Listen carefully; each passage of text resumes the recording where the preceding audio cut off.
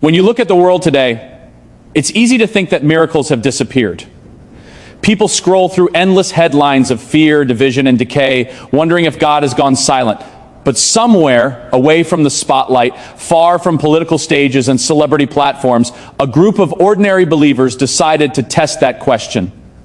Over 50 Christians scattered across different towns, jobs, and families came together with one unified purpose: to pray one specific prayer with one heart, one mind, and one belief: that God still works miracles. What followed would defy every skeptical assumption of our modern age. It began quietly, almost like a whisper from heaven.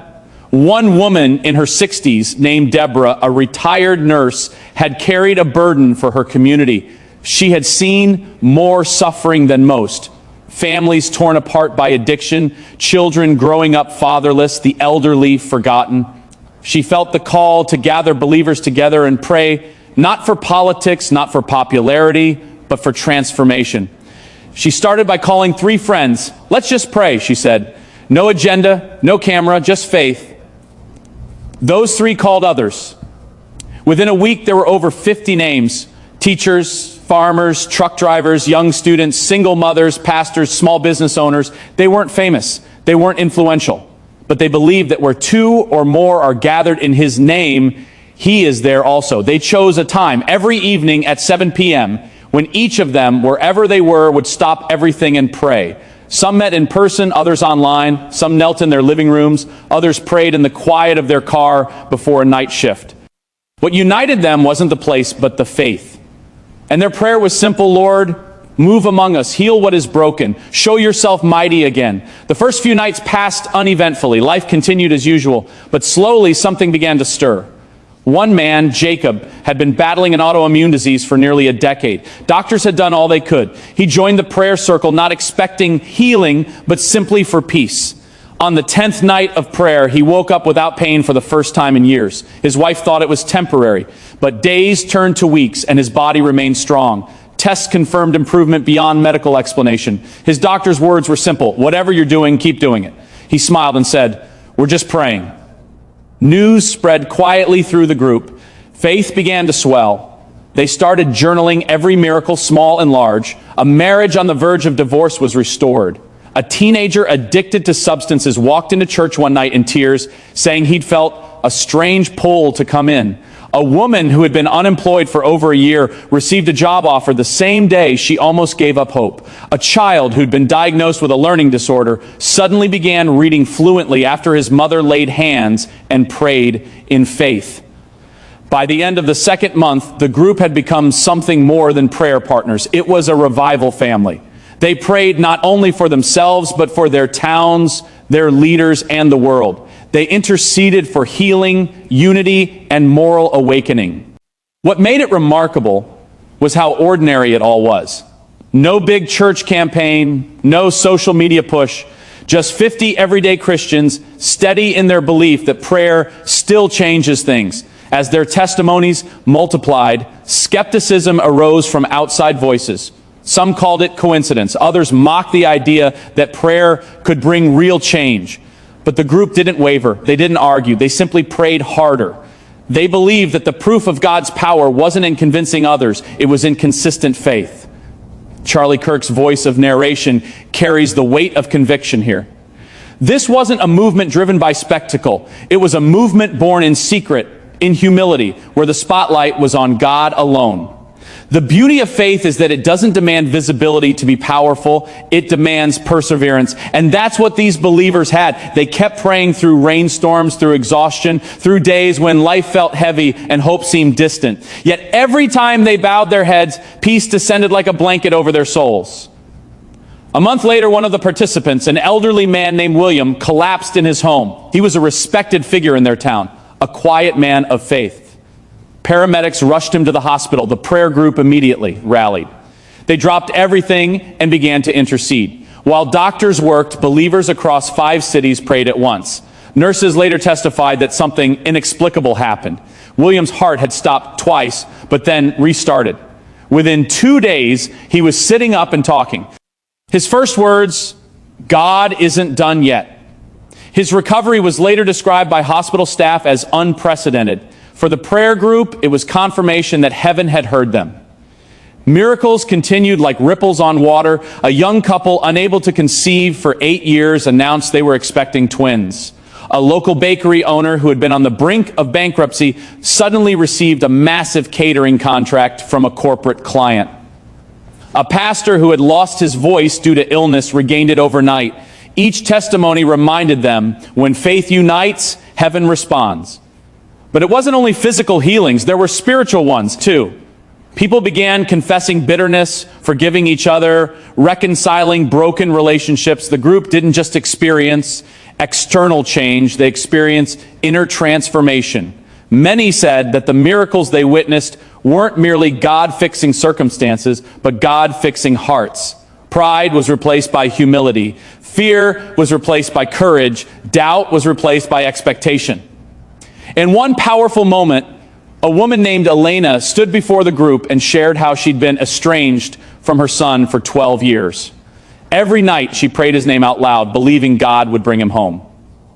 Weeks later, on a random Tuesday, her son called. He said he didn't know why, but he felt he needed to apologize. That reunion became another testimony written in their growing book of miracles.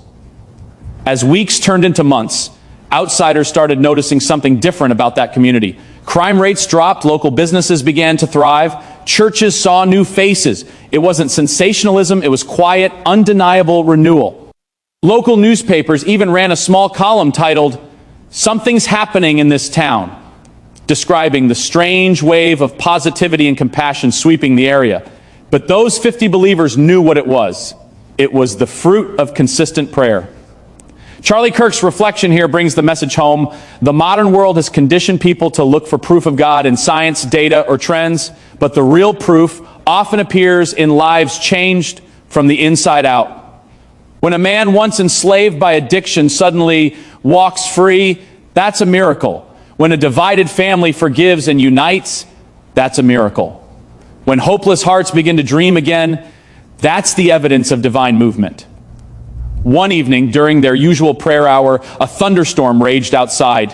Power went out in several homes, but the group kept praying by candlelight. That night, one of them, an introverted high school student, prayed out loud for the first time. He asked God to use his generation for something greater. Months later, that same teenager started a Christian club at his school. Dozens joined. The small spark had become a fire. By now, more than 200 people had joined the prayer chain, yet they kept the same heart. No fame, no focus on numbers, no spotlight, just obedience. And the miracles, they didn't slow down. A cancer diagnosis reversed. A prodigal daughter came home. A man on the verge of suicide encountered a believer at a gas station who invited him to pray. That encounter saved his life. It seemed as though heaven itself leaned close every time they gathered. Not all miracles were dramatic. Some were quiet but equally powerful. Anxiety replaced with peace. Depression replaced with hope. Loneliness replaced with community. They began to realize that God's miracles aren't always fireworks. They're often gentle sunrises. They happen when someone dares to believe again, when faith flickers like a candle in the dark and refuses to go out. After 6 months of consistent prayer, Deborah gathered the group for what she called a Thanksgiving night. They filled a small hall with worship and testimonies. People stood one after another, sharing how God had intervened. Tears flowed freely. Laughter echoed. A palpable presence of peace filled the air. For many, it was the most sacred night of their lives. They realized they hadn't just been praying for miracles. They had become miracles themselves, changed, renewed, awakened. That night, Charlie Kirk's narration captures the essence. America and the world doesn't just need political reform or social correction. It needs spiritual reawakening. And reawakening begins when believers stop waiting for others and start praying themselves. The power that transformed that group of 50 still waits for every believer willing to seek God first. The following year, those prayers birthed outreaches. They began feeding the poor, mentoring teens, visiting nursing homes, and hosting community Bible nights. The miracles that started in prayer now manifested in action. Love became their language. Compassion became their culture. The ripple spread from one town to another, touching hundreds, then thousands. None of it orchestrated by institutions. Just everyday Christians living out extraordinary faith. And that's the truth. Revival isn't a corporate event. It's a personal decision multiplied by many hearts. When believers align with heaven, the supernatural becomes natural. God isn't looking for perfect people. He's looking for praying people. The same prayer that once united 50 believers could, if repeated today, transform entire nations.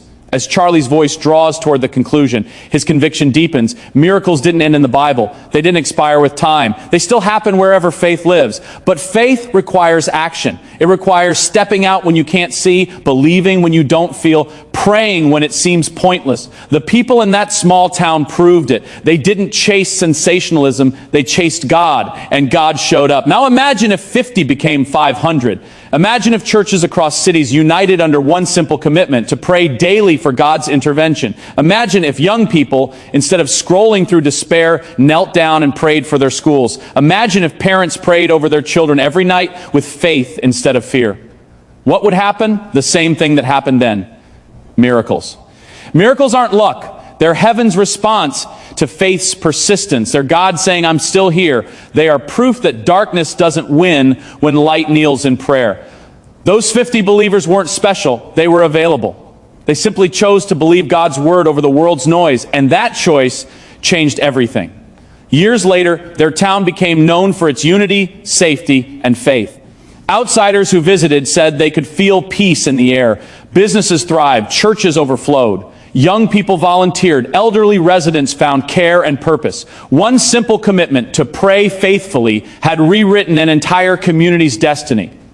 As Charlie Kirk narrates this story to his audience, his tone is steady, firm, and filled with gratitude. He reminds his listeners that history has always turned on small groups of faithful believers who refuse to give up. From the disciples in the upper room to revivals in America's past, great change began not with crowds, but with prayer.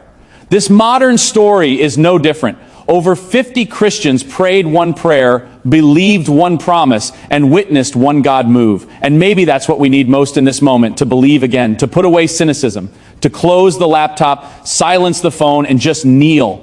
To invite God to move, not in theory, but in reality. Because He still does. He still heals. He still restores. He still surprises. And He still answers prayer. The story of those 50 believers isn't just a testimony. It's an invitation. It says to every listener, you can be part of this too. You can join the movement. You can be one more voice in the chorus of faith. The question isn't whether God will act. It's whether we'll pray. So wherever you are, at home, at work, or on the road, pause for a moment. Whisper your own prayer. Believe again in the power that once shook the world. Because when believers unite, heaven responds. When faith rises, miracles follow. And someday, maybe someone will tell your story too. They'll say, over 50 prayed and miracles happened. Then 100 prayed and nations changed. That's how revival begins. Not in noise, but in prayer. Not with fame, but with faith. And that's the truth the world needs to hear again.